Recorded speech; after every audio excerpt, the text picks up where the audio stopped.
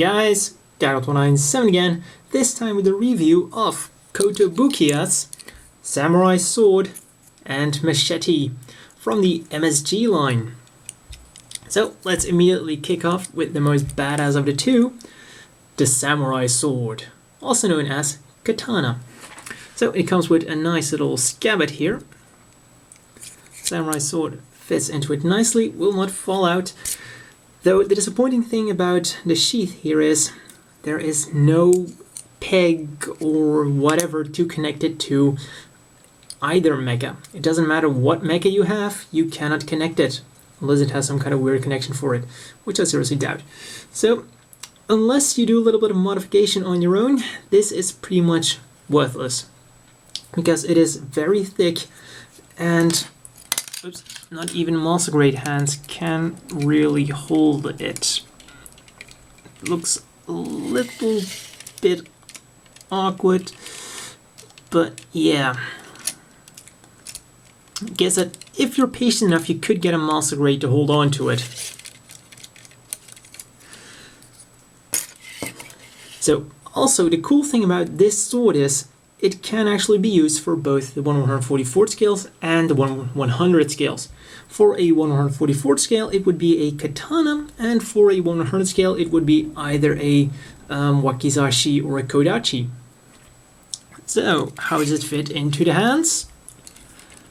For master grade, of course, they grip onto it by themselves, so no real problem, though these standard master grade hands might require a little bit of fiddling. On to Zeon. Zeon has no problem whatsoever with holding the katana.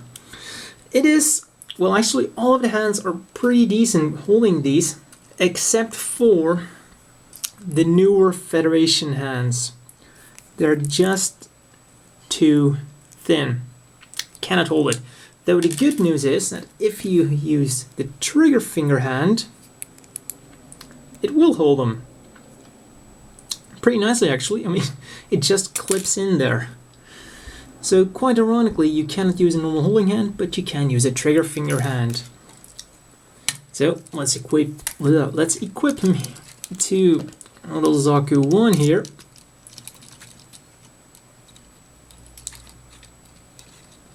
And there we go. It's a little bit loose in there, but because of course it has like a little ring here, it's not going anywhere. There we go. On to the second weapon, the Machete. Even though if someone asked me what the hell this was, there's no way I'd say that this is a machete. I mean, I'd call it a butcher knife, something an orc would use in a in a fantasy game, but yeah, I wouldn't really call this a machete. It just looks too massive and too heavy. That's not to say that this weapon isn't completely awesome though. I mean, if you have a heavy-duty mobile suit, such as my custom Isaac here, it definitely looks pretty damn good. And once again, just like the katana, it does look good in both 1/144 and 1/100 scale.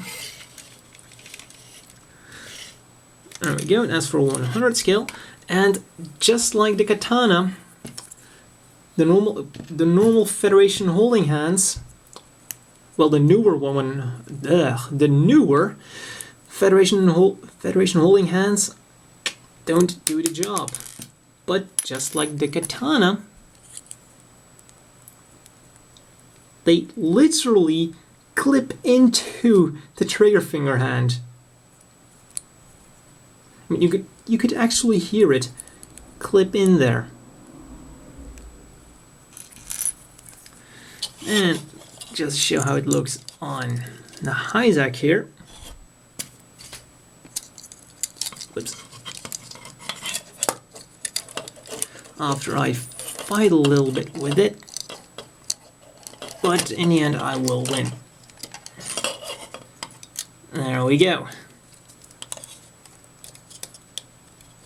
Like I said, it does look pretty nice on a heavy mobile suit because this of course looks like a pretty heavy weapon in and of itself. So, as always, the inevitable question is, do you want to buy this? Well, for 300 yen, this is a very nice buy. You get a katana or a wakizashi slash kodachi, and you get a very nice machete. So for what it's worth, that is a very nice value. And if you're going to use both weapons, I could definitely recommend it. It's a little bit of a shame that you cannot use the scabbard, but yeah, you could always try to modify it a little bit yourself. So you could have a little bit of fun with it. So that's all for this review, and see you at the next one.